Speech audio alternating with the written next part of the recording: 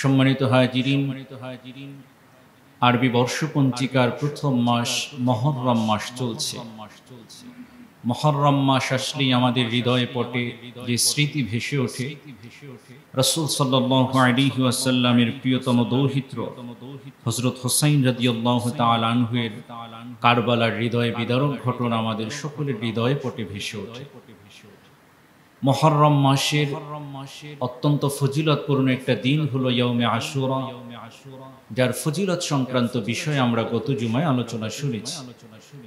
আজকের এই জুমায় 10ই মুহররমে ঘটে যাওয়া আরেকটি হৃদয় বিদারক ঘটনা, কারবালার ইতিহাস এবং এর প্রেক্ষাপটটা সম্পর্কে আমরা ঐতিহাসিকদের কাছ থেকে বিভিন্ন গ্রন্থের তথ্যাবলীর মাধ্যমে আমরা জানার চেষ্টা করব ইনশাআল্লাহ। কারবালার ঘটনা এটা যদি আমরা পুরোপুরিভাবে বুঝতে চাই, অবশ্যই একটু পিছন থেকে যদি আমরা শুরু করি তাহলে সেটা আমাদের জন্য বোঝা অত্যন্ত সহজ হবে। আমরা জানি যে রাসূল আকরাম সাল্লাল্লাহু আলাইহি ওয়াসাল্লাম তিনি যখন মক্কা থেকে মদিনায় হিজরত করলেন, হিজরত করার পরে তিনি মদিনায় যখন গেলেন তখন মদিনায় কোনো রাষ্ট্রতান্ত্রিক ব্যবস্থা ছিল, সেখানে ছিল গোত্রতান্ত্রিক ব্যবস্থা। এক এক গোত্রের কথা অনুযায়ী গোত্রের মানুষগুলো চলত। তারা গোত্রতান্ত্রিক ব্যবস্থাপনায় তারা অভ্যস্ত ছিল এবং সেটাই সেই সমাজের ভিতরে স্বীকৃতি ছিল। কোনো রাষ্ট্রীয় কাঠামো সেখানে ছিল না। রাসূল আকরাম সাল্লাল্লাহু আলাইহি ওয়াসাল্লাম মক্কা থেকে মদিনায় হিজরত করে গেলেন, এরপরে মদিনা রাষ্ট্র কায়েম করলেন। মদিনা রাষ্ট্র কায়েম করে বংশতান্ত্রিক ব্যবস্থাপনাকে একেবারে নির্মূল করে দিয়ে ইসলামী শরিয়া অনুযায়ী রাসূল আকরাম সাল্লাল্লাহু আলাইহি ওয়াসাল্লাম রাষ্ট্রীয় ব্যবস্থা তিনি প্রণয়ন করলেন এবং রাষ্ট্রীয় ব্যবস্থা তিনি চালু করলেন। রাসূল সাল্লাল্লাহু আলাইহি ওয়াসাল্লামের জীবদ্দশায় তিনি সরাসরিভাবে রাসূল আকরাম সাল্লাল্লাহু আলাইহি ওয়াসাল্লাম কোরআন এবং আল্লাহ সুবহানাহু ওয়া তাআলার নির্দেশিত পন্থায় মদিনা সনদের মাধ্যমে মদিনা রাষ্ট্রকে পরিচালিত করেছেন। আল্লাহ রাসূল সাল্লাল্লাহু আলাইহি ওয়াসাল্লাম যখন অসুস্থ হয়ে গেলেন তখন থেকে আল্লাহ রাসূল সাল্লাল্লাহু আলাইহি ওয়াসাল্লাম মসজিদে নববীতে ইমামতি করা থেকে নিজেকে বিরত রাখলেন অসুস্থতার কারণে। রাসূল আকরাম সাল্লাল্লাহু আলাইহি ওয়াসাল্লাম কোন দিন অসুস্থ হলেন আমরা উম্মুল মুমিনিন হযরত আয়েশা সিদ্দিকা রাদিয়াল্লাহু তাআলা আনহার বর্ণনা অনুযায়ী জানতে পারি। আল্লাহ রাসূল সাল্লাল্লাহু আলাইহি ওয়াসাল্লাম সর্বশেষ সোমবার দিনে তিনি তার নিজ ঘরে প্রবেশ করলেন। এরপরে বুধবার দিবাগত রাত পর্যন্ত যথারীতি মাগরিবের নামাজ আদায় করেন। এই কয়েকটা দিন তিনি কম অসুস্থ ছিলেন কিন্তু মসজিদে যাতায়াত করতেন, মসজিদে নববীতে নামাজ পড়াতেন। কিন্তু বুধবারের দিন ইশার সময় মাগরিবের পরে রাসূল আকরাম সাল্লাল্লাহু আলাইহি ওয়াসাল্লাম এত বেশি অসুস্থ হলেন যে তিনি আর মসজিদে গিয়ে নামাজ আদায় করতে পারছেন না। সাহাবায়ে কেরাম আল্লাহ রাসূল সাল্লাল্লাহু আলাইহি ওয়াসাল্লামের পিছনে ইক্তিদা করার জন্য নবীর ইমামতিতে ইশার নামাজ পড়ার জন্য তারা অপেক্ষমান ছিলেন। আল্লাহ রাসূল সাল্লাল্লাহু আলাইহি ওয়াসাল্লাম অসুস্থতা থেকে একটু সুস্থতা বোধ করলেই তিনি দাঁড়াতে চেষ্টা করতেন। এভাবে তিনি 2 থেকে 3 বার চেষ্টা করেছেন, 3 বারই তিনি বেহুশ হয়ে পড়ে গেছেন। আম্মা জান আয়েশা সিদ্দিকা রাদিয়াল্লাহু তাআলা আনহাকে আল্লাহ রাসূল বললেন যে আমার সাহাবারা কি ইশার নামাজ আদায় করেছে কি? আল্লাহ রাসূলকে আম্মা জান আয়েশা সিদ্দিকা জানালেন ইয়া রাসূলুল্লাহ, তারা আপনার পিছনে, আপনার সাহাবীরা আপনার পিছনে নামাজ আদায় করার জন্য অপেক্ষায় রয়েছে। সুবহানাল্লাহ। নবীর ইমামতিতে তারা নামাজ আদায় করবে, তৃপ্ততা তো পৃথিবীর অন্য কিছুতে পাবে না। রাসূল আকরাম সাল্লাল্লাহু আলাইহি ওয়াসাল্লাম আম্মা জান আয়েশা সিদ্দিকা রাদিয়াল্লাহু তাআলা আনহাকে বললেন তুমি আবু বকরকে বলে দাও তিনি যেন ইমামতি করে সাহাবীদেরকে নিয়ে ইশার নামাজ আদায় করেন। আম্মা জান আয়েশা সিদ্দিকা রাদিয়াল্লাহু তাআলা আনহা বললেন ইয়া রাসূলুল্লাহ, আবু বকর রাদিয়াল্লাহু তাআলা আনহু তিনি আমার পিতা, তিনি অত্যন্ত কোমল হৃদয়ের মানুষ। আপনি যে স্থানে দাঁড়িয়ে নামাজ পড়ান ওই স্থানে তিনি দাঁড়িয়ে যে নামাজ পড়াবেন এই সাহস বা এত বড় শক্ত হৃদয় আবু বকরের নেই। আল্লাহ রাসূল সাল্লাল্লাহু আলাইহি ওয়াসাল্লামকে 2 থেকে 3 বার আম্মা জান আয়েশা সিদ্দিকা রাদিয়াল্লাহু তাআলা আনহা এমনি ভাবে প্রস্তাব করলেন। 3 বারই আল্লাহ রাসূল আবু বকরের কথা বললেন। সুবহানাল্লাহ। এমনকি আম্মা জান আয়েশা সিদ্দিকা রাদিয়াল্লাহু তাআলা আনহা আল্লাহ রাসূলকে প্রস্তাব করলেন, ইয়া রাসূলুল্লাহ, আপনি ওমর রাদিয়াল্লাহু তাআলা আনহুকে বলেন তিনি যেন আপনার অনুপস্থিতিতে নামাজ পড়ান। আল্লাহ রাসূল বললেন যে না, আমার অনুপস্থিতিতে হযরত আবু বকরই এশার নামাজ পড়ান। আম্মা জান আয়েশা সিদ্দিকা রাদিয়াল্লাহু তাআলা আনহা তার পিতা আবু বকরকে জানালেন এবং আবু বকর রাদিয়াল্লাহু তাআলা আনহু তিনি আল্লাহ রাসূলের নির্দেশ অনুযায়ী তিনি এশার নামাজ জামাতের সাথে পড়ালেন। আবার ফজরের সময় রাসূল অসুস্থ, যার কারণে তিনি ফজরের সময়ও ইমামতি করে ফজর নামাজ আদায় করেন। বৃহস্পতিবার দিন জোহরের সময় আল্লাহ রাসূল কিছুটা সুস্থতা বোধ করলেন। সুস্থতা বোধ করলে আল্লাহ রাসূল সাল্লাল্লাহু আলাইহি ওয়াসাল্লাম সুস্থতা বোধ করলেও কিছুটা বিলম্ব হচ্ছিল মসজিদে যেতে, যার কারণে আবু বকর রাদিয়াল্লাহু তাআলা আনহু পূর্বের ন্যায় ইমাম হয়ে জোহরের নামাজ শুরু করে দিলেন সাহাবীদেরকে নিয়ে। আর এইদিকে আল্লাহ রাসূল সাল্লাল্লাহু আলাইহি ওয়াসাল্লাম দুজন সাহাবীর কাঁধে ভর করে হযরত আলী রাদিয়াল্লাহু তাআলা আনহু এবং হযরত ইবনে আব্বাস রাদিয়াল্লাহু তাআলা আনহু দুইজন সাহাবীর কাঁধে ভর করে এরপরে আল্লাহ রাসূল সাল্লাল্লাহু আলাইহি ওয়াসাল্লাম মসজিদে নববীতে প্রবেশ করলেন। সুবহানাল্লাহ। আবু বকরের পাশে গিয়ে আবু বকরের পাশে নিয়ে আল্লাহ রাসূলকে দাঁড় করিয়ে দেওয়া হলো, বসিয়ে দেওয়া হলো। আল্লাহ রাসূল সাল্লাল্লাহু আলাইহি ওয়াসাল্লামের উপস্থিতি টের পেয়ে আবু বকর রাদিয়াল্লাহু তাআলা আনহু কিছুটা পিছনে চলে আসলেন। আল্লাহ রাসূল ইমাম হয়ে জোহরের নামাজ আদায় করালেন। এরপরে আল্লাহ রাসূল সাল্লাল্লাহু আলাইহি ওয়াসাল্লাম সাহাবীদের উদ্দেশ্যে মসজিদে নববীতে সর্বশেষ কিছু খুতবা প্রদান করেন, যেটা ছিল আল্লাহ রাসূল সাল্লাল্লাহু আলাইহি ওয়াসাল্লামের সর্বশেষ খুতবা। একেবারে হৃদয় বিদারক কিছু খুতবা পাঠ করলেন, যা সাহাবা ইকরাম অত্যন্ত হৃদয়গ্রাহী ভাবে শ্রবণ করলেন, মনোযোগের সাথে আত্মস্থ করিলেন। আল্লাহ রাসূল সাল্লাল্লাহু আলাইহি ওয়াসাল্লাম এই বৃহস্পতিবারের দিন জোহরের পরে খুতবা দেওয়ার পরে আল্লাহ রাসূল সাল্লাল্লাহু আলাইহি ওয়াসাল্লাম আয়েশা সিদ্দিকা রাদিয়াল্লাহু তাআলা আনহার গৃহে প্রবেশ করলেন। ওইখান থেকে আল্লাহ রাসূল অসুস্থ হলেন, আর কখনোই মসজিদে নববীতে যেতে পারেননি। যতদিন আল্লাহ রাসূল অসুস্থ ছিলেন ইন্তেকাল পর্যন্ত আবু বকর রাদিয়াল্লাহু তাআলা আনহু ইমাম হিসেবে তিনি নামাজ আদায় করিয়েছেন। ঐতিহাসিকদের মতে আবু বকর রাদিয়াল্লাহু তাআলা আনহু আল্লাহ রাসূলের জীবদ্দশায় 21 ওয়াক্ত নামাজের ইমামতি করেছিলেন। এরপরে আল্লাহ রাসূল পরবর্তী কয়েকটা দিন পরবর্তী সোমবারে আল্লাহ রাসূল ফজরের পরে সুবহে সাদিকের পরে ফজরের পরে তিনি ইন্তেকাল করলেন। আল্লাহ রাসূল সাল্লাল্লাহু আলাইহি ওয়াসাল্লামের ইন্তেকালে সমস্ত সাহাবা ইকরাম স্বাভাবিকভাবেই দিশেহারা হয়ে গেলেন। রাসূল সাল্লাল্লাহু আলাইহি ওয়াসাল্লাম আল্লাহ রাসূল সাল্লাল্লাহু আলাইহি ওয়াসাল্লামের ইন্তেকালে সমস্ত সাহাবা ইকরাম পরবর্তীতে কি করবে সে ব্যাপারে সিদ্ধান্ত নিচ্ছেন। এখানে অনেক কথা আছে, আমি মূল ঘটনার দিকে যাব, তাই সংক্ষেপে বলে যাচ্ছি। আল্লাহ রাসূল সাল্লাল্লাহু আলাইহি ওয়াসাল্লামের ইন্তেকাল হয়ে গেল। রাসূল সাল্লাল্লাহু আলাইহি ওয়াসাল্লামের ইন্তেকালের পরে মুসলমানদের খলিফা কে হবে এ বিষয়ে সাহাবাইদের ভিতরে এক একজন এক এক ধরনের মত বা তাদের মন্তব্য পেশ করতে লাগলেন। কোন সাহাবী বললেন যে পরবর্তী খলিফা হবে নবীর বংশ থেকে, কোন সাহাবী বললেন যে পরবর্তী খলিফা হবে আনসারদের থেকে, কেননা আনসাররা এই সমস্ত মুহাজিরদেরকে আশ্রয় দিয়েছেন। আবার কোন সাহাবী বললেন যে পরবর্তী খলিফা হবে মুহাজিরদের থেকে, কারণ তারা ঘর বাড়ি ছেড়ে আল্লাহর জন্য হিজরত করে চলে এসেছে। এমনি করে যখন এক এক সাহাবী এক এক ধরনের মন্তব্য করতে লাগলেন, ওমর রাদিয়াল্লাহু তাআলা আনহু খুব কঠোরভাবে ঘোষণা করলেন যে পরবর্তী খলিফা আবু বকর রাদিয়াল্লাহু তাআলা আনহু হবে। সুবহানাল্লাহ। কারণ আবু বকর রাদিয়াল্লাহু তাআলা আনহুকে বিভিন্নভাবে সরাসরিভাবে আল্লাহ রাসূল খলিফা হিসেবে নিযুক্ত না করলেও তিনি পরোক্ষভাবে বিভিন্ন হাদিসের মাধ্যমে বিভিন্ন কর্মের মাধ্যমে এটাকে প্রস্ফুটিত করে গেছেন সাহাবীদের মাঝে যে পরবর্তী খলিফা আবু বকর রাদিয়াল্লাহু তাআলা আনহু হবেন। ওমর রাদিয়াল্লাহু তাআলা আনহু তিনি কঠোরভাবে এটাকে ঘোষণা করলেন যে না, পরবর্তী খলিফা আবু বকরই হবে। আর এইটা বলার পরে ওমর রাদিয়াল্লাহু তাআলা আনহু তিনি সর্বপ্রথম নিজে হাত দিয়ে আবু বকর রাদিয়াল্লাহু তাআলা আনহুর হাতে বায়াত গ্রহণ করলেন। সুবহানাল্লাহ। আবু বকর রাদিয়াল্লাহু তাআলা আনহু তিনি পরবর্তী খলিফা হলেন। যেহেতু আবু বকর রাদিয়াল্লাহু তাআলা আনহুকে আল্লাহর রাসূল পরোক্ষভাবে মনোনয়ন দিয়ে গেছেন, এজন্য তাকে বলা হয় খলিফাতুর রাসূল, মানে রাসূলের মনোনীত খলিফা। আর পরবর্তী যত খলিফা তাদেরকে বলা হয় খলিফাতুল মুসলিমিন, মানে পরবর্তী স্তরের খলিফাদেরকে মুসলমানদের উল্লেখযোগ্য সাহাবারা বা মুসলমানদের উল্লেখযোগ্য ব্যক্তিবর্গ তারা তাদেরকে মনোনয়ন দিয়েছেন।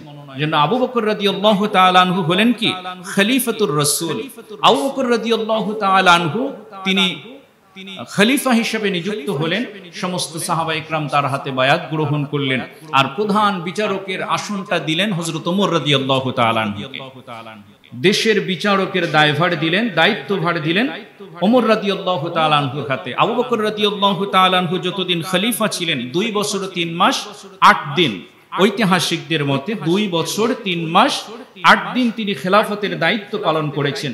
এই খেলাফতের দায়িত্ব পালনকালে কোনো একজন অপরাধী আবু বকরের দরবারে বা ওমরের দরবারে বিচার নিয়ে আসেনি। সুবহানাল্লাহ।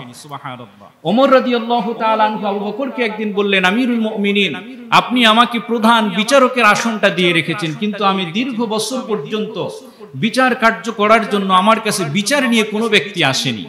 আবু বকর বললেন যে ওমর, আপনি বিচারকের আসনে বসে আছেন বিধায় কোনো ব্যক্তি বিচার নিয়ে আসার জন্য সাহসই করেনি, অপরাধ করার জন্য সাহস করেনি। তারা যে অপরাধ করবে, অপরাধ করার জন্য সাহস তারা করেনি।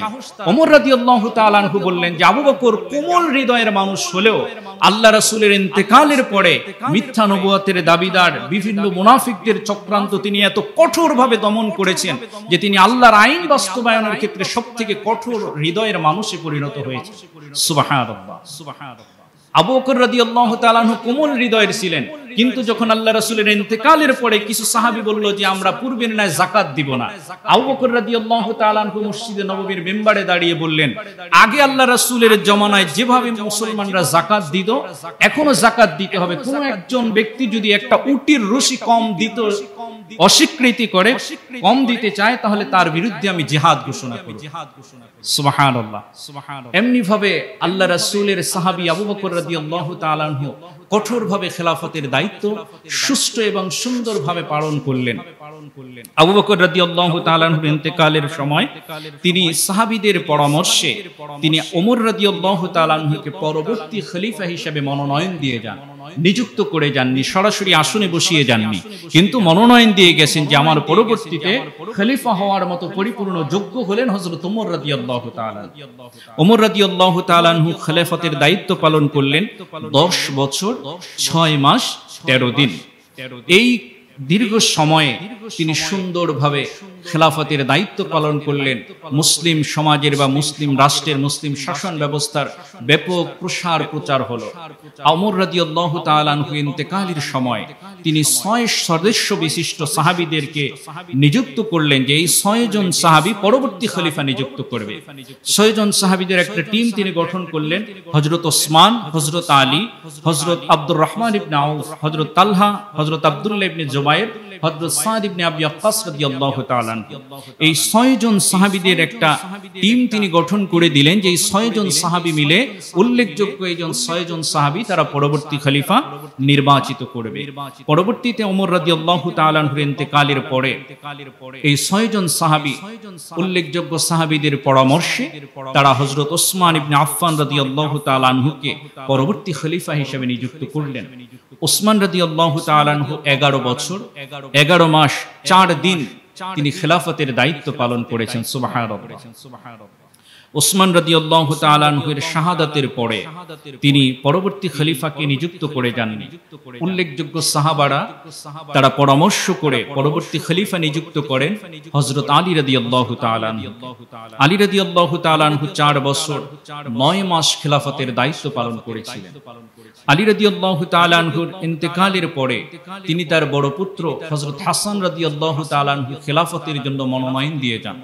উল্লেখযোগ্য সাহাবীদের পরামর্শে হাসান রাদিয়াল্লাহু তাআলা আনহু তিনি খেলাফতের দায়িত্ব গ্রহণ করেন।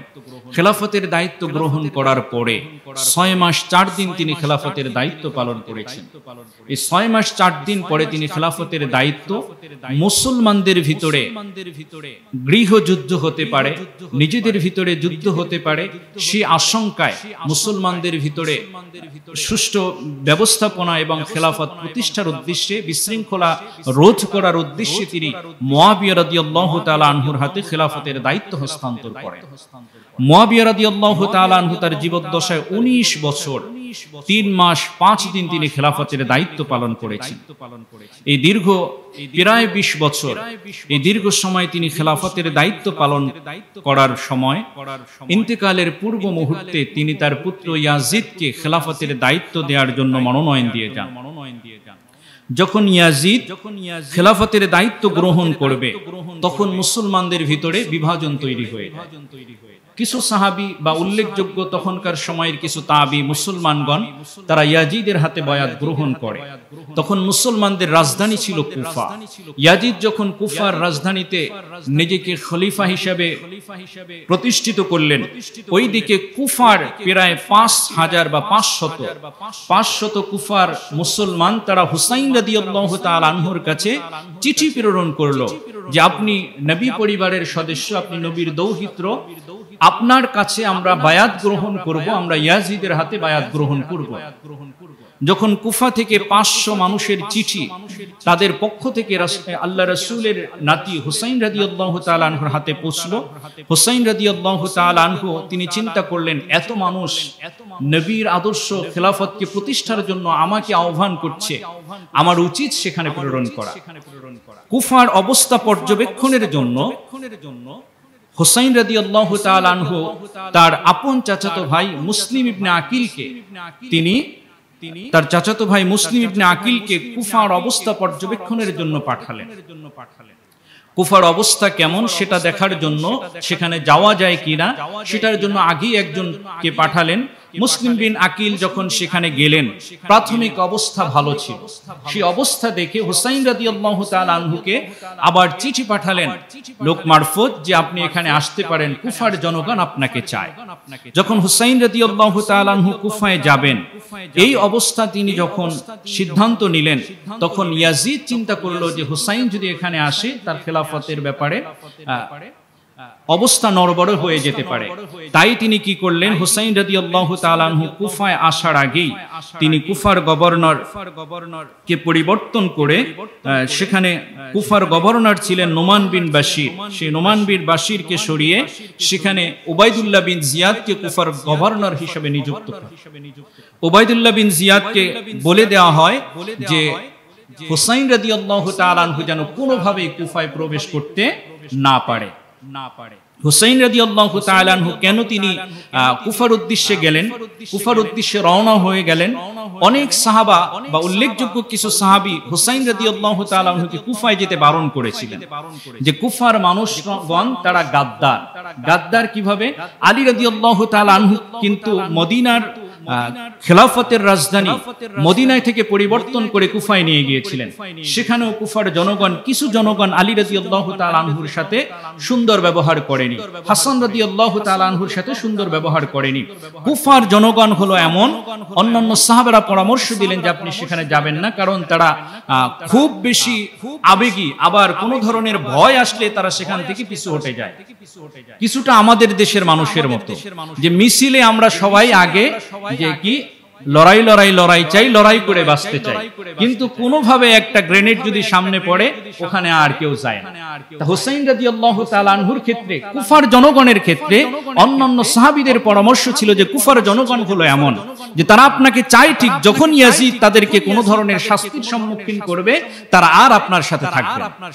তা পরবর্তীতে দেখা গেল যে যখন উবাইদুল্লাহ বিন জিয়াদকে কুফার গভর্নর করা হলো, তখন তিনি মুসলিম বিন আকিলকে সেখানে হত্যা করে ফেললেন।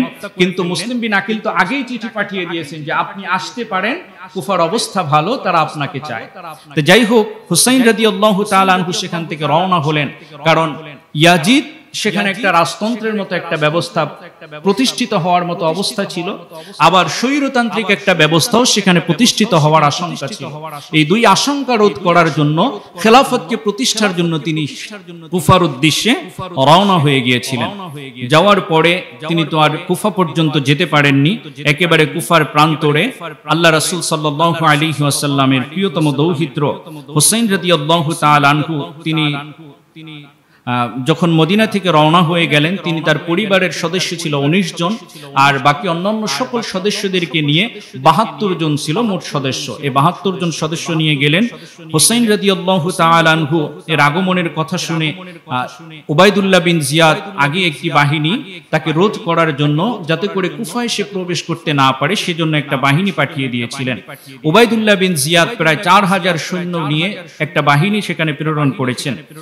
আল্লাহ রাসূলের প্রিয়তম দৌহিত্র হুসাইন রাদিয়াল্লাহু তাআলা আনহু তিনি সেই কুফার প্রবেশদ্বারেরও পূর্বে কারবালা প্রান্তরে যখন পৌঁছলেন, সেখানে বাধার সম্মুখীন হলেন, তাবু গড়লেন।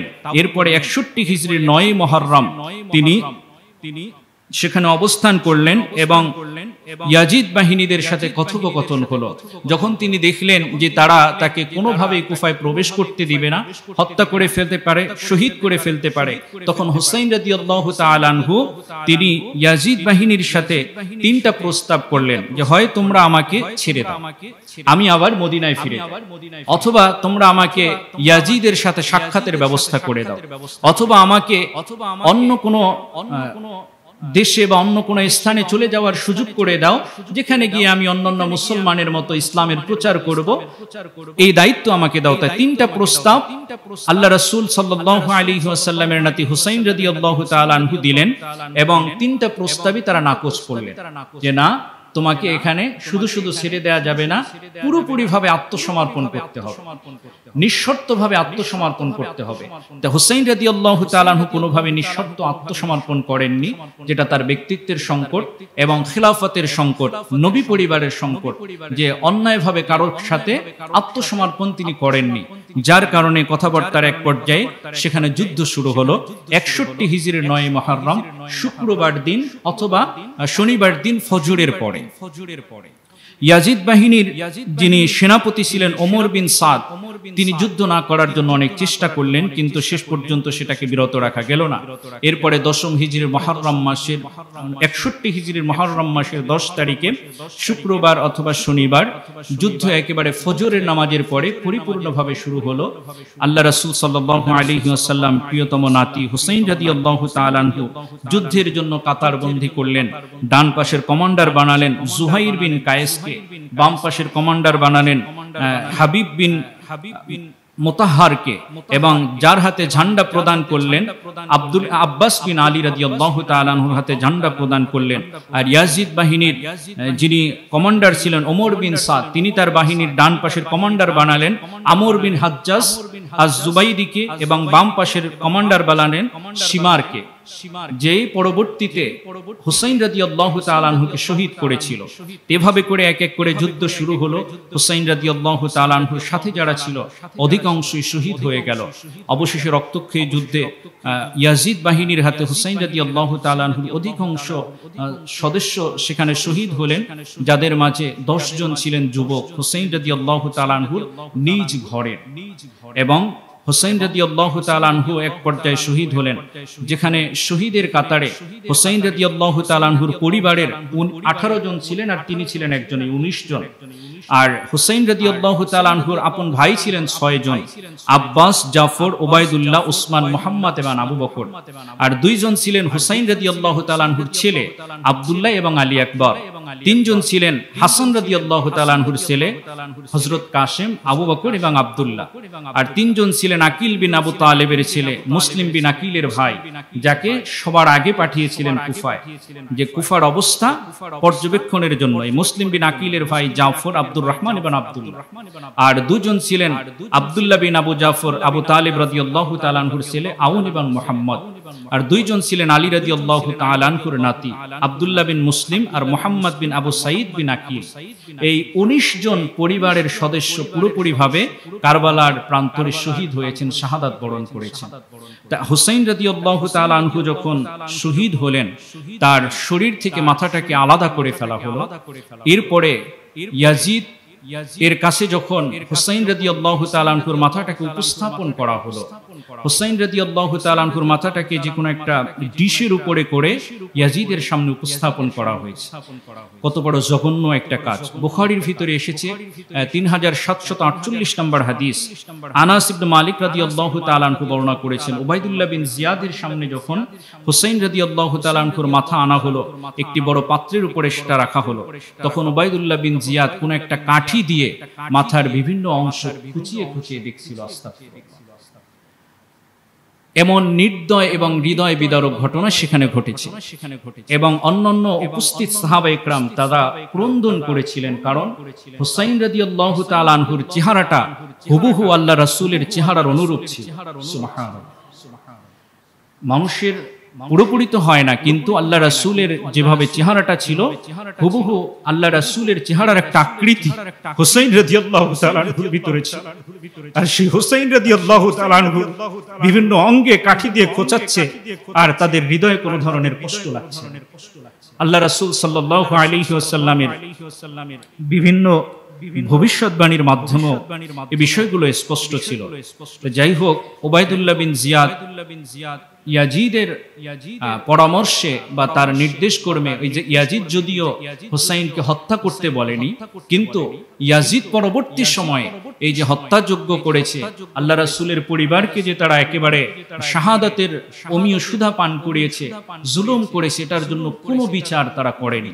ইয়াজিদ তার শাসন আমলে যে জঘন্য 3টা কাজ করেছে, সেই জঘন্য 3টা কাজের ভিতরে প্রথম কাজ হলো যে ইয়াজিদ হুসাইন রাদিয়াল্লাহু তাআলা আনহু এবং তার পরিবারের যত সদস্যকে শাহাদাত করা হয়েছে, কোন সদস্যের এই শাহাদাতের জন্য কোন অপরাধীকে কোন ধরনের কোন বিচারের সম্মুখীন করে। দ্বিতীয় কাজ হলো পরবর্তী বছরগুলোতে মদিনার লোকেরা ইয়াজিদের বিরুদ্ধে যখন বিদ্রোহ করেছে, তখন অসংখ্য সৈন্য পাঠিয়ে হাজার হাজার সাহাবীকে সেখানে হত্যা করেছে। নিজের রাজত্বকে, শাসনকে প্রতিষ্ঠিত করার জন্য অসংখ্য হাজার হাজার 100-200 নয়, হাজার হাজার সাহাবীকে তারা শাহাদাত বরণ করিয়েছে, হত্যা করেছে। তৃতীয় নম্বরে হলো এর পরবর্তীতে যখন মক্কায় ইয়াজিদের বিরুদ্ধে বিদ্রোহ হলো, তখনও সেই মক্কায় অসংখ্য সাহাবীকে তারা মুসলমানকে সে হত্যা করেছে। এমনকি সেই হত্যাযজ্ঞের কারণে কাবা ঘরে পর্যন্ত আগুন লাগিয়ে দেওয়া হয়েছে। এরকম জঘন্য 3টা কাজ ইয়াজিদের মাধ্যমে হয়েছে। ইয়াজিদ তিনি 3 বছর 9 মাস পর্যন্ত তার শাসন ক্ষমতা ছিল। এরপরে জঘন্যভাবে তার ইন্তেকাল হলো, মৃত্যু হলো। এরপরে ওই বংশ থেকে আজ পর্যন্ত কোনো শাসন ক্ষমতায়, কোনো রাজত্ব কোনো পর্যন্ত কেউ গ্রহণ করতে পারেনি। তো হুসাইন রাদিয়াল্লাহু তাআলা আনহুর শাহাদাত আমাদের সকলের জন্য কষ্টের, মর্মান্তিক, হৃদয় বিদারক। হুসাইন রাদিয়াল্লাহু তাআলা আনহুকে আমরা ভালোবাসি নবীর ভালোবাসার কারণ তিনি আহলে বাইতের অন্তর্ভুক্ত। আহলে বাইত কারা? আহলে বাইত হলো ঘরের বাসিন্দা। নবী সাল্লাল্লাহু আলাইহি ওয়াসাল্লামের পরিবারবর্গ যারা, তাদেরকে ভালোবাসা আমাদের ঈমানের দাবি। এমনকি আল্লাহ সুবহানাহু ওয়া তাআলা কোরআনুল কারীমের সূরা আহজাবের 32 এবং 33 নম্বর আয়াতের ভিতরে এই আহলে বাইতের কথা আল্লাহ পাক উল্লেখ করেছেন। সূরা আহজাবের 33 নম্বর আয়াতের ভিতরে আল্লাহ সুবহানাহু ওয়া তাআলা আহলে বাইত হিসেবে ঘোষণা করেছেন নবীর সমস্ত স্ত্রীবর্গকে, আমাদের সমস্ত আম্মা জানকে আহলে বাইতের অন্তর্ভুক্ত করেছেন। আল্লাহ বলছেন, ইন্নামা ইউরিদুল্লাহু লিইউযহিবা আনকুমুর রিজসা আহলাল বাইতি ওয়া ইউতাহহিরাকুম তাতহীরা। আল্লাহ নবী পরিবারের স্ত্রীদেরকে, নবীর স্ত্রীদেরকে বলছেন, আল্লাহ সুবহানাহু ওয়া তাআলা চান তোমাদেরকে সমস্ত ধরনের অপবিত্রতা থেকে দূর করতে, অপবিত্রতা দূর করতে এবং পরিপূর্ণভাবে তোমাদেরকে পবিত্র রাখতে। এরা হলেন কারা? আহলে বাইত, আল্লাহ রাসূলের স্ত্রীগণ। সুবহানাল্লাহ। আল্লাহ রাসূলের স্ত্রীগণ এরা হলেন আহলে বাইতের অন্তর্ভুক্ত। কোরআনুল কারীমের বর্ণনা অনুযায়ী সমস্ত স্ত্রীরা আহলে বাইতের অন্তর্ভুক্ত এবং নবীর হাদিস অনুযায়ী আল্লাহ রাসূল সাল্লাল্লাহু আলাইহি ওয়াসাল্লামের যে সমস্ত নাতি ছিলেন 5 জন হলেন আল্লাহ রাসূলের আহলে বাইতের অন্তর্ভুক্ত। আম্মা জান আয়েশা সিদ্দিকা রাদিয়াল্লাহু তাআলা আনহা তিনি বলেছেন, খরাজান নবী সাল্লাল্লাহু আলাইহি ওয়াসাল্লাম, হাদিসটি মুসলিম শরীফের 2424 নম্বর হাদিস। আম্মা জান আয়েশা সিদ্দিকা রাদিয়াল্লাহু তাআলা আনহা বলছেন যে খরাজান নবী সাল্লাল্লাহু আলাইহি ওয়াসাল্লাম গাদাতান ওয়া আলাইহি মিরতুন মুরাহহাল, আল্লাহ রাসূল সাল্লাল্লাহু আলাইহি ওয়াসাল্লাম কালো চেক বিশিষ্ট একটা চাদর পরিধান করলেন, মিন শারি আসওয়াদ, এবং যেটা ছিল পশমের কালো একটি চাদর যেটার উপরে নকশা করা, এমন একটি চাদর তিনি পরিধান করলেন। সেই পরিধান করে সেখান থেকে বের হলেন। এরপরে ফাজা আল হাসান ইবনে আলী ফাআদহুল, প্রথম সন্তান হাসান রাদিয়াল্লাহু তাআলা আনহু আসলেন। আল্লাহ রাসূল তিনি হাসানকে তার চাদরের ভিতরে ঢুকিয়ে নিলেন। সুম্মা জা আল হুসাইন ফাদাখালা মাআহু, এরপরে হুসাইন আসলেন। হুসাইন রাদিয়াল্লাহু তাআলা আনহুকেও আল্লাহ রাসূল তার চাদরের ভিতরে ঢুকিয়ে নিলেন। সুম্মা জাআত ফাতিমা ফাআদখালাহা, এরপরে ফাতিমা রাদিয়াল্লাহু তাআলা আনহা আসলেন। আল্লাহ রাসূল ফাতিমাকেও চাদরের ভিতরে ঢুকিয়ে নিলেন। সুম্মা জা আলী ফাআদখালাহু, এরপরে আলী রাদিয়াল্লাহু তাআলা আনহু আসলেন। আলীকেও আল্লাহ রাসূল চাদরের ভিতরে ঢুকিয়ে নিলেন। এরপরে আল্লাহ রাসূল সাল্লাল্লাহু আলাইহি ওয়াসাল্লাম কোরআনের সূরা আহজাবের 133 নম্বর আয়াতটাকে তিলাওয়াত করে স্মরণ করিয়ে দিলেন, ইন্নামা ইউরিদুল্লাহু লিইউযহিবা আনকুমুর রিজসা আহলাল বাইতি ওয়া ইউতাহহিরাকুম তাতহীরা। আল্লাহ রাসূল বললেন যে আল্লাহ কোরআনে বলেছেন যে আমার স্ত্রীরা হলেন আমার আহলে বাইত, আর আমি আল্লাহ রাসূল ঘোষণা করলাম আমার চাদরের নিচে হযরত আলী, হুসাইন, ফাতিমা এবং হাসান, এই চারজন এবং আমি, এই পাঁচজন হলেন আমার, এই চারজন হলেন আমার আহলে বাইতের অন্তর্ভুক্ত। সুবহানাল্লাহ। তাহলে কোরআনের বর্ণনা অনুযায়ী নবীর স্ত্রীরা আহলে বাইতের অন্তর্ভুক্ত, আর নবীর পরিবারের সদস্য যারা তারাও আহলে বাইতের অন্তর্ভুক্ত। এই আহলে বাইতদেরকে ভালোবাসা এটা আমাদের ঈমানের দাবি। আল্লাহ রাসূল সাল্লাল্লাহু আলাইহি ওয়াসাল্লাম হাদিস পাকের ভিতরে যেমনি ভাবে বলেছেন, আবার ঠিক তেমনি ভাবে কোরআনুল কারীমের ভিতরে বিভিন্ন দিক নির্দেশনার মাধ্যমে আমরা জানতে পারি যে আহলে বাইতদেরকে ভালোবাসা এটা আমাদের ঈমানের দাবি।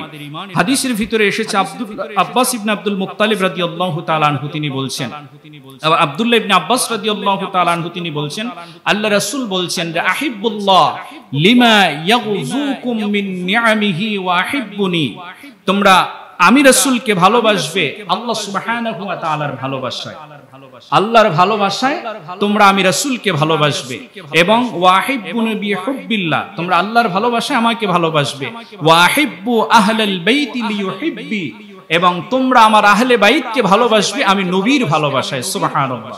তো নবীকে যারা ভালোবাসে তাদের জন্য ঈমানি দায়িত্ব হলো আহলে বাইতকে ভালোবাসা। তো সেই আহলে বাইতকে যারা নির্মমভাবে নির্দয়ভাবে শাহাদাত বরণ করিয়েছে, আমরা তাদের প্রতি অত্যন্ত অবশ্যই নিন্দা জানাই, এবং আল্লাহ সুবহানাহু ওয়া তাআলা তাদেরকে উত্তমভাবে ন্যায় বিচার করবেন। আহলে বাইতের ভিতরে যারা আছেন তাদেরকে অবশ্যই আমাদেরকে ভালোবাসতে হবে। আহলে বাইত শুধুমাত্র হযরত আলী, ফাতেমা, হুসাইন রাদিয়াল্লাহু তাআলা আনহু নয়, আল্লাহ রাসূলের অন্যান্য স্ত্রীরা এবং নাতিরাও পরবর্তীতে আহলে বাইতের অন্তর্ভুক্ত। আল্লাহ রাসূলের যে চারজন মেয়ে ছিলেন সবাই কিন্তু আহলে বাইতের অন্তর্ভুক্ত। জয়নাব, রুকাইয়া, উম্মে কুলসুম এবং ফাতেমা, এরা সবাই আহলে বাইতের অন্তর্ভুক্ত। আবার মেয়ের ঘরের নাতি যারা তারাও কিন্তু কি আহলে বাইতের অন্তর্ভুক্ত। জয়নাব রাদিয়াল্লাহু তাআলা আনহুর সন্তান ছিলেন হযরত আলী এবং উমামা। রুকাইয়া রাদিয়াল্লাহু তাআলা আনহার সন্তান ছিলেন আব্দুল্লাহ। ফাতিমা রাদিয়াল্লাহু তাআলা আনহার সন্তান ছিলেন কয়জন? আমরা সবাই মনে করি 2 জন, কিন্তু তার সন্তান ছিল 5 জন। হযরত হাসান, হযরত হুসাইন, মুহসিন, জয়নাব এবং উম্মে কুলসুম, এই 5 জন সন্তান ছিলেন হযরত ফাতিমা রাদিয়াল্লাহু তাআলা আনহা। এরা সবাই কি আহলে বাইতের অন্তর্ভুক্ত। আমরা আহলে বাইতকে ভালোবাসবো নবীর ভালোবাসায়। কারবালার প্রান্তরে হৃদয় বিদারক ঘটনা থেকে আমাদের শিক্ষা নিয়ে হুসাইন রাদিয়াল্লাহু তাআলা আনহু অন্যায়কে গ্রহণ করেননি, ঠিক তেমনি ভাবে নিঃশর্তভাবে অন্যায়ের কাছে আত্মসমর্পণ করেননি। অতএব সেই শিক্ষা, সত্যের প্রতি অবস্থান গ্রহণ করা, অন্যায়ের বিপক্ষে অবস্থান নেওয়া, সেই ঈমানি দায়িত্ব, এই চেতনা আমাদের কারবালার ঘটনা থেকে নিতে হবে। কারবালার ঘটনা বা আশুরার সময় আসলেই আমরা কিছু নিষিদ্ধ কাজের দিকে অনেকেই ধাবিত হয়ে যাই। সেই কাজগুলো থেকে বিরত থাকতে হবে।